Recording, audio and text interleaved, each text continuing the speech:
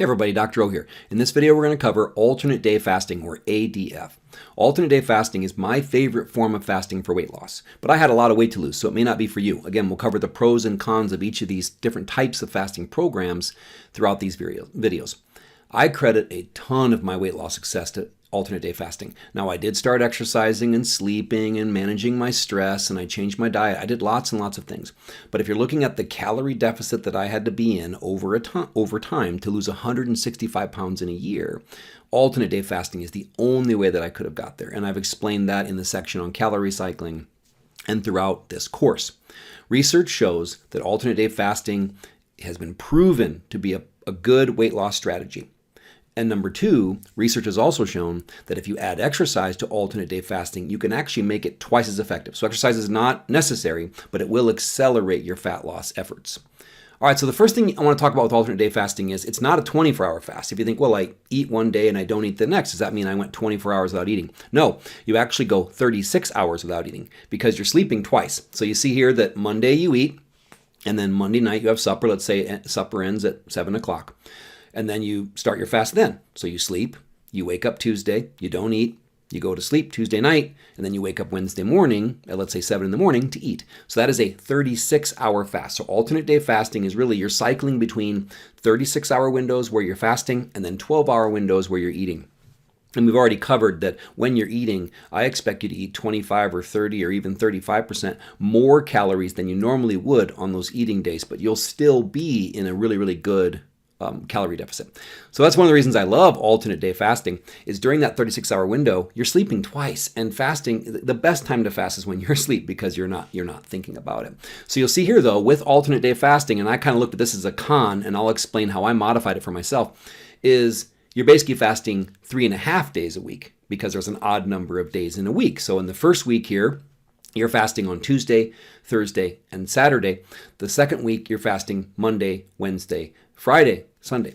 So, and then again, that's perfectly fine, but I will show you how I modified it because I like to be on a schedule where I know what's happening on Monday and I know what's happening on Tuesday. So as much as I love alternate day fasting, I found ways to modify it for myself, and you should too. So first of all, what does the science say? The effects of intermittent fasting on body composition and clinical health markers in humans. These were fasting trials. They were up to 24 weeks long. This was effective at reducing body weight and body fat, lowered cholesterol, lower triglycerides, lower blood sugar, lower insulin, all positive things. And this study was on people that were obese, but also people that were overweight and people that were normal weight. The more fat you have to lose, the more effective this will be. Another study, alternate day fasting improves physiological and molecular markers of aging in healthy, non-obese humans. In this study, they found that participants consumed 35% fewer calories. So not 50% because they were eating more on their eating days, and that's perfectly fine. But a 35% reduction in calories will lead to rapid and effective weight loss.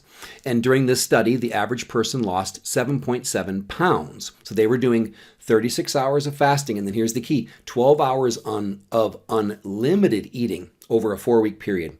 So they lost almost 2 pounds a week, and during their 12-hour windows, they weren't limited at all in what they were eating. So fast, eat, fast. Repeat. Another study, the effects of alternate day fasting on weight loss, weight maintenance, and cardio protection among metabolically healthy obese adults, a randomized clinical trial. So first of all, what's a metabolically healthy obese person? This would be someone that is obese because of their BMI, but they don't have risks factors for metabolic disease or metabolic syndrome. Their triglycerides are normal, blood pressure is normal, etc. But this study found same thing. Not only is it really good at helping you lose weight, but it can be a really effective weight maintenance tool. And we'll talk about that a little bit more. Okay, so what are the pros of alternate day fasting? To me, this is the best approach if you have more than 40 pounds to lose, right? If you have 50, 75, 100 pounds to lose, there's really no risk in fasting for 36 hours once you get used to it. So the more fat you have to lose, the more aggressive you can be. And this is the most aggressive of any of the fasting protocols that I'm going to share. But remember, the more aggressive your weight loss, the more you need to monitor signs that you're losing lean tissue because you're losing weight so quickly. And the more often you should take breaks. You should take what I like to call weight maintenance breaks. And I'll teach you later about how we take periods of time where we settle in at a new weight, we learn how to maintain our weight, and then we can get back into aggressive dieting. Okay, but let me show you, this was my biggest con. So the cons of alternate day fasting, of course it's hard until you get used to it. But the hardest part for me was scheduling, right? I've told you in multiple places that I wanted to fast on days when I was busiest. So for example, Monday and Wednesday are my two busiest days at work. So those are days that I always want to fast. And then I want to keep an exercise schedule. I don't exercise every other day. I exercise, Tuesday, Thursday, Saturday, Sunday. So I wanted to keep my fasting schedule set and my exercise schedule set. So I modified this. So instead of doing alternate day fasting, you could just do 3 or 4 fasts a week. So what I would do is I would fast 3 times one week and then kind of 3.5 or 4 the next week. Let me show you that. So let me show you my fasting schedule. So this is what I liked because it allowed me to fast on the days when I was busiest, which makes fasting easier, and allowed me to eat on the days of exercise. So I would fast, you see here the first week, I would fast Monday, Wednesday, Friday. So then I would exercise Tuesday, Thursday, Saturday, Sunday. So I was eating on my exercise days, which is very important because you want to fuel performance and you want to tell your body that it's okay to build or at least maintain muscle. And then I was fasting on the days that I was the busiest. But you only see the next week what I would do. And remember, I have a lot of weight to lose, so you could just do that. You could fast 3 days a week and kind of call it a modified alternate day fasting program. But I still wanted to average 3.5 fasting days a week. So the next week, I would fast Monday, Wednesday, Friday, and then on Sundays, I would either fast or do what's called a protein-sparing modified fast, where I would consume definitely under 1,000 calories, and those calories would almost all come from protein. And then I would do a really light exercise on that day because I wasn't eating. So my fasting program that I used to lose 165 pounds, I averaged 3.5 fasts per week, but I never really ever fasted alternate day. So 3 fasts one week, 4 the next. But unless you have a lot of weight to lose, fasting 3 days a week is more than enough. I've learned over time, right? The longer I've done this, the less I recommend being super aggressive. Fasting 3 times a week, 36 hours, 3 times a week is already plenty aggressive, and you will reach your goals. All right, so what are the other cons of alternate day fasting? It's tough until you get used to it, right? I don't tell people to jump right in.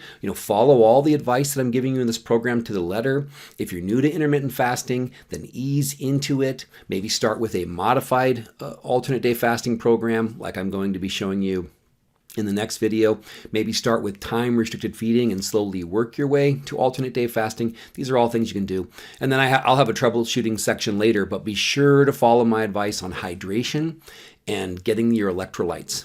Because if you are going 36 hours without eating, most of the side effects of alternate day fasting do come from not staying hydrated and not getting your electrolytes. We'll cover that in the troubleshooting section. All right, so this is alternate day fasting, the pros, the cons, how you can use it, how I use it. I hope this helps. Have a wonderful day. Be blessed.